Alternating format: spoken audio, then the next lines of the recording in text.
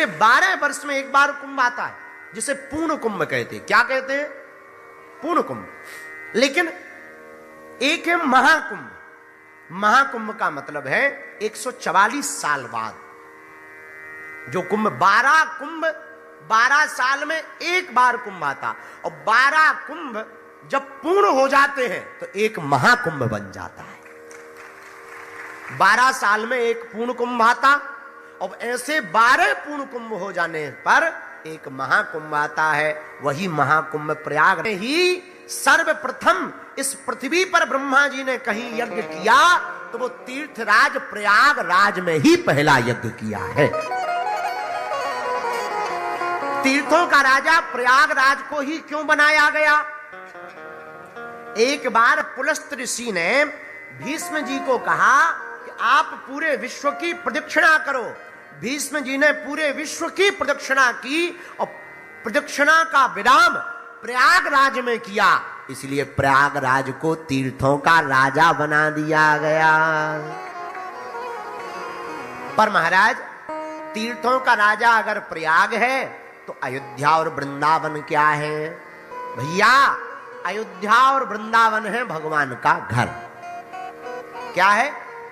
बोलो। ये सब तीर्थ हैं, यहां भगवान आते जाते रहते हैं। जैसे हम लोग हैं ना, हम जैसे पूना भी जाते हैं, नागपुर भी गए, बंबई भी जाते हैं, दिल्ली भी जाते हैं, लंदन भी गए, अभी होके आए, विदेश भी जाते हैं, पर लौट के बुद्धू कहां जाते हैं? घर पे ही जाते। 3 नदियों का कहीं अगर संगम है तो वो कहां है? प्रयागराज में ही है। विश्राम मुद्रा में विशालकाय अगर हनुमान जी कहीं है तो कहां है? प्रयागराज में ही है। अक्षय वट अगर कहीं है तो कहां है? प्रयागराज में ही है। हर साल माघ के महीने में संतों का मेला जहां लगता है वो भी प्रयागराज में ही लगता है। और भैया, महाकुंभ और प्रयाग की महिमा बड़ी अद्भुत है। भैया, 1000 बार तुम गंगा जी के स्नान करो, 1000 बार। 100 बार तुम माघ के महीने में गंगा जी के स्नान करो। बैसाख के महीने में तुम करोड़ों बार गंगा जी में स्नान करो, तो जो पुण्य फल तुम्हें बैसाख के महीने में 1 करोड़ बार गंगा स्नान करने का प्राप्त होगा, वो फल महाकुंभ में केवल 1 डुबकी लगाने भर से प्राप्त हो जाएगा। हाँ, ये हम नहीं बोल रहे हैं, आप हमारी बात मत मानिए कि हम बोल रहे हैं। ना ना ना, ऐसा स्कंद पुराण बोल रहा है।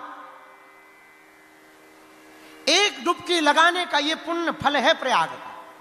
भैया, तुम 1000 गायों को दान गोपाष्टमी को करो, 1,00,000 गौओं का दान तुम मकर संक्रांति को करो, 7000 तिल के पहाड़ तुम ब्राह्मणों को मकर संक्रांति को तिल दान के रूप में दो, तो जो पुण्य तुमको 7000 पर्वत तिल के बनाकर दान देने का मिलेगा, वो प्रयाग में कुंभ में एक संत को मात्र भोजन कराने से प्राप्त हो जाएगा। ये महिमा है कुंभ की, ये महिमा है प्रयागराज की। किसकी महिमा है? जोर से बोलो ना। प्रयागराज की। प्रयागराज की महिमा का साधक कहता है, मकर राशि में प्रवेश करते हैं सब लोग, यहां आते हर साल। पर भैया सुनो, हम लोग दीपक तो रोज जलाते हैं पूजा में, हाँ या ना? बोलिए। जब रोज दीपक जलाते हैं तो दीपावली को बहुत दीपक क्यों जलाते हैं? क्यों जलाते? भैया, दीपावली अमावस्या को आती है। कब आती है? अमावस्या कब आती है? जब सूर्य और चंद्रमा दोनों तुला राशि पर पहुंचते हैं, तब दीपावली की अमावस्या का संयोग बनता है।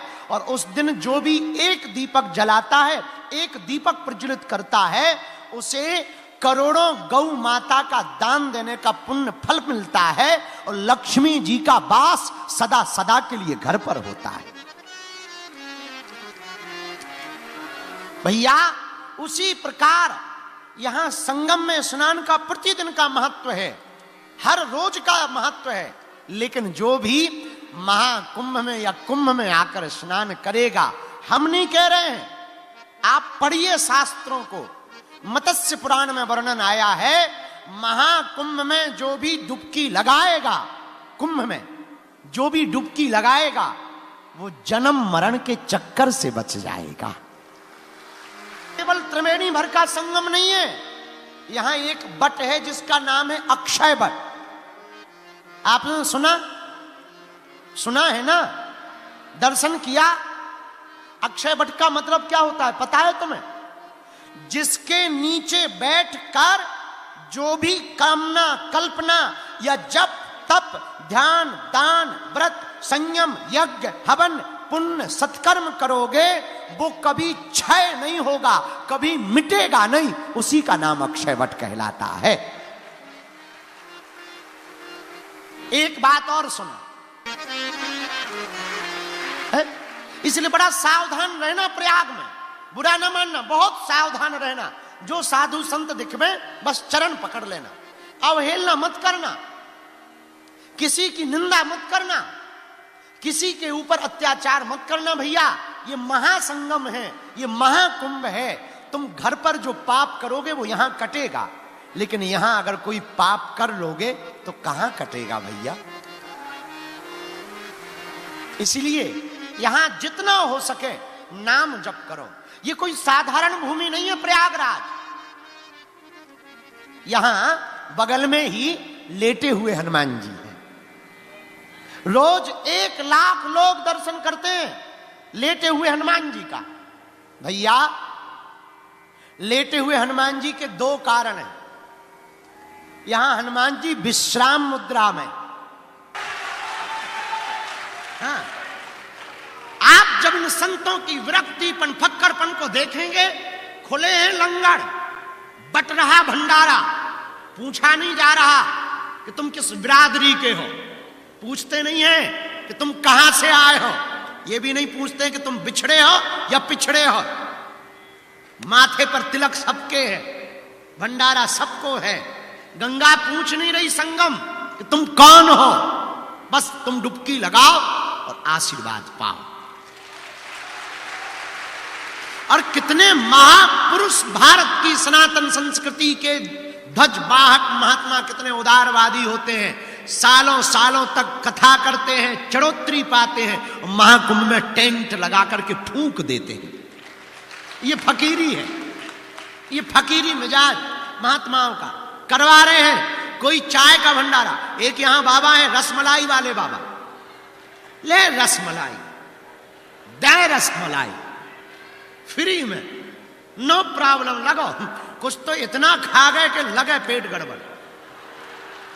हाँ, अगल बगल पेट ही खराब वाले घूम रहे हैं।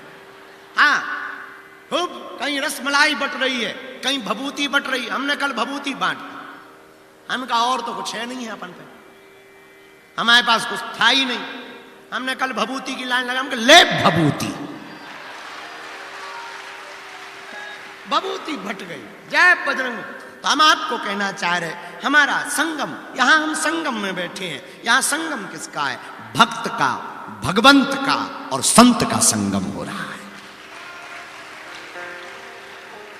संगम में बैठे हैं भैया, यहां गुरु, सदगुरु और जगत गुरु का संगम है।